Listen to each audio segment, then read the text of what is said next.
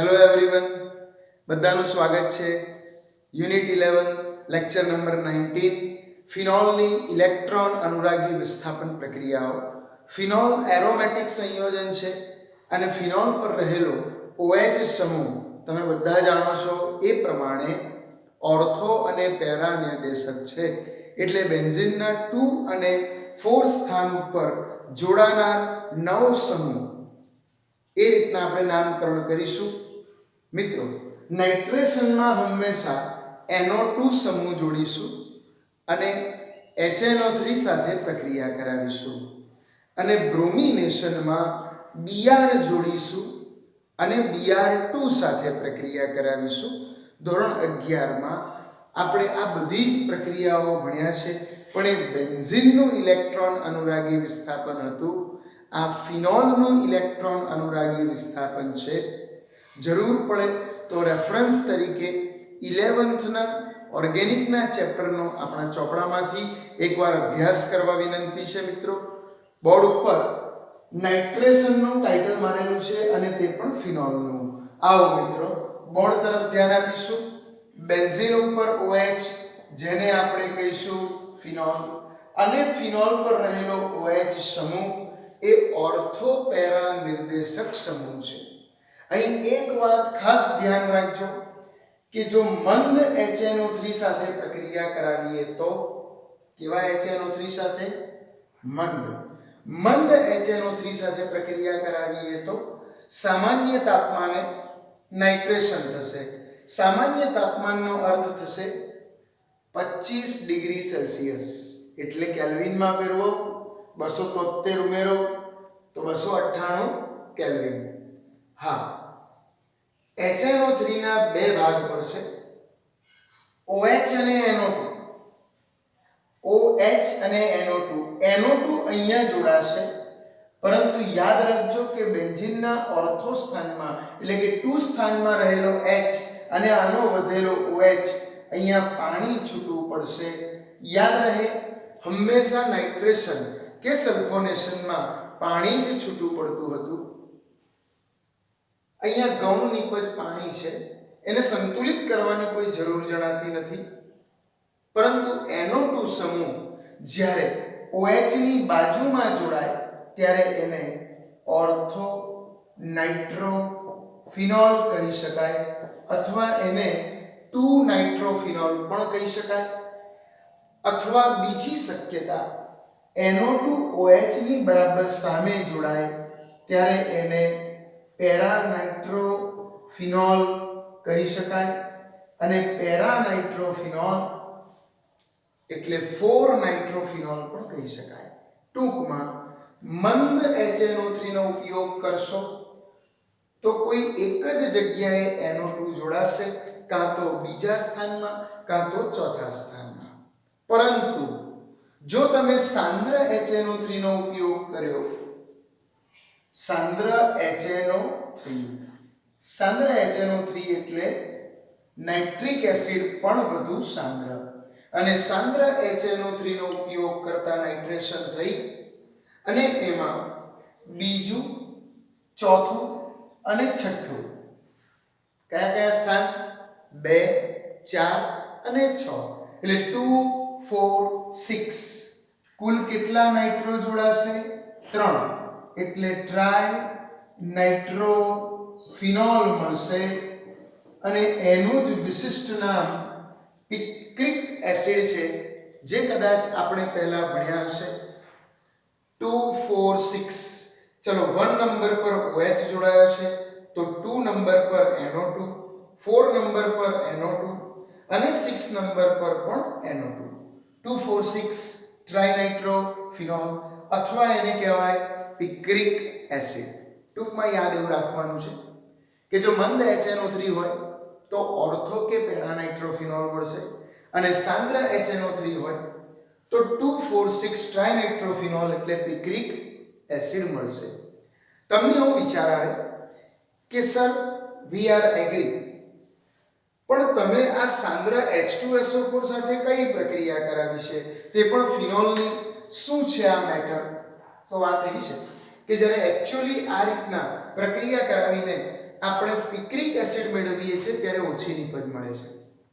પણ જો વધુ નિપજ જોઈતી હોય તો એક રસ્તો છે કે એની ફિનોલની સૌપ્રથમ સાંદ્ર H2SO4 સાથે પ્રક્રિયા કરાવતા એના બીજા અને ચોથા સ્થાનમાં સલ્ફોનિક એસિડ જોડાશે એટલે ફિનોલ 2,4 સલ્ફોનિક એસિડ મધ્યસ્થી નિપજ મળશે અને હવે એનું નાઇટ્રેશન કરતા અહીંયાથી SO3H દૂર થઈ અને એના સ્થાને NO2 બીજા નંબર પર, ચોથા નંબર પર અને છઠ્ઠા નંબર પર એમ ત્રણેય નંબર પર જોડાતા વળી નિપજ તરીકે અંતે તો પિક્રિક એસિડ જ મળશે જેને આપણે IUPAC નામ આપીએ છીએ 2,4,6 ટ્રાઇનાઇટ્રોફિનોલ.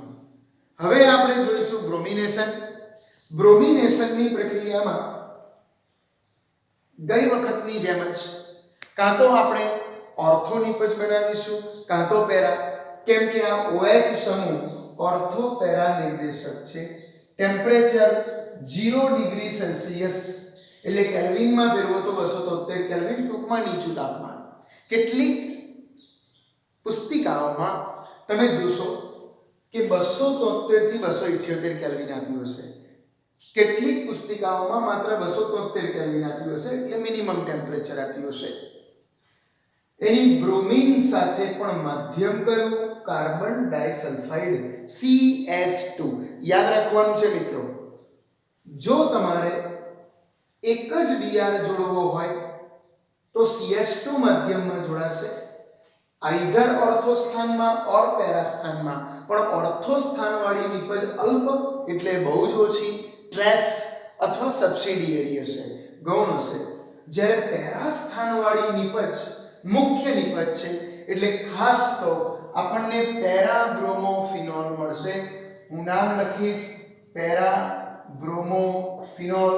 જો તમારે પેરા બ્રોમોફિનોલ મેળવવો હોય તો આ કન્ડિશન યાદ રાખવી પડશે, Br2 CS2 અને ટેમ્પરેચર લો. એક વાત કહેવાની બાકી છે કે જો તમે Br2 નો ઉપયોગ કર્યો હોય અને અહીંયા એક જ Br જોડાયો હોય તો બીજો Br ક્યાં છે? જવાબ છે કે બેન્ઝીન પર જ્યાં Br જોડાયો છે ત્યાં પહેલા એક H હતો, એ H ને દૂર કર્યો. અહીંયાથી બે Br પૈકી એક Br ત્યાં જોડ્યો અથવા અહીંયા જોડ્યો તો બીજો Br વધતા એક સંયોજન છૂટવું પડશે, ગૌણ નિપજ તરીકે HBr આપણે દર્શાવીશું. પરંતુ જો CS2 દ્રાવક ના લીધો હોય, તાપમાન નીચું ના લીધું હોય તો 1 મોલ નહીં પણ કેટલા મોલ Br2 વપરાશે? 3 મોલ. અને ફિનોલના ઓર્થો, પેરા અને ઓર્થો ત્રણેય સ્થાન 2, 4, 6 જ્યાં ઓલરેડી હાઇડ્રોજન છે જ ત્યાંથી 3 હાઇડ્રોજન દૂર થશે. આ Br2 પૈકી આપણે એવું લખી શકીએ Br અને Br વચ્ચેનો બંધ તૂટશે, એક આંશિક ધન બનશે, એક આંશિક ઋણ બનશે. જે આંશિક ઋણ બન્યા છે તે 3 Br આ H સાથે જોડાઈ 3 HBr મુક્ત કરશે અને વધેલા 3 Br પ્લસ ડેલ્ટા એટલે કે હવે Br પ્લસ જોડાશે બેન્ઝીન ના 2, 4 અને 6 સ્થાન સાથે, જ્યાં 1 નંબર પર તો OH છે જ એટલે આપણે ફિનોલ તો કહીશું જ, પણ 2, 4, 6 2, 4 અને 6 2, 4, 6 સ્થાન ઉપર બ્રોમો જોડાયો 2, 4, 6 ટ્રાય બ્રોમોફિનોલ મળશે. સાથે સાથે કેટલાક નાનકડા પેટા ક્વેશ્ચન પણ જોઈશું મિત્રો. એમાં એવું છે કે આપણે જે અગાઉ નાઇટ્રેશન કર્યું એમાં આપણને બે પ્રકારની નિપજ મળી હતી, ઓર્થો નાઇટ્રોફિનોલ અને પેરા નાઇટ્રોફિનોલ. ઓર્થો નાઇટ્રોફિનોલમાં NO2 ની બાજુના કાર્બન પર જ OH છે અને પેરા નાઇટ્રોફિનોલમાં OH ની સામેના કાર્બન પર NO2 છે. એમાં NO2 માં એક O ડબલ બોન્ડ થી અને એક O સિંગલ બોન્ડ થી જોડાયો છે. ખરેખર એવું છે કે આ n પર પ્લસ ચાર્જ છે અને O પર માઇનસ ચાર્જ છે, પણ ચોપડીમાં એવું દર્શાવેલ નથી એટલે હું દર્શાવતો નથી, જેથી તમે કન્ફ્યુઝ ન થાઓ. પરંતુ આ ઓક્સિજન જેની પાસે અબંધકારક ઇલેક્ટ્રોન યુગ્મ છે અને આ OH માં રહેલો H જે આંશિક ધન જ બને, એમની વચ્ચે આકર્ષણથી એક નવો બંધ રચાય છે જેને આપણે અંતઃઆણ્વીય H બંધ કહીશું, એટલે ઇન્ટ્રા મોલેક્યુલર H બોન્ડ. એક જ અણુમાં બે અલગ અલગ પરમાણુઓ વચ્ચે રચાતો H બંધ. અણુ એકનો એક જ છે તો એને અંતઃઆણ્વીય H બંધ કહેવાય.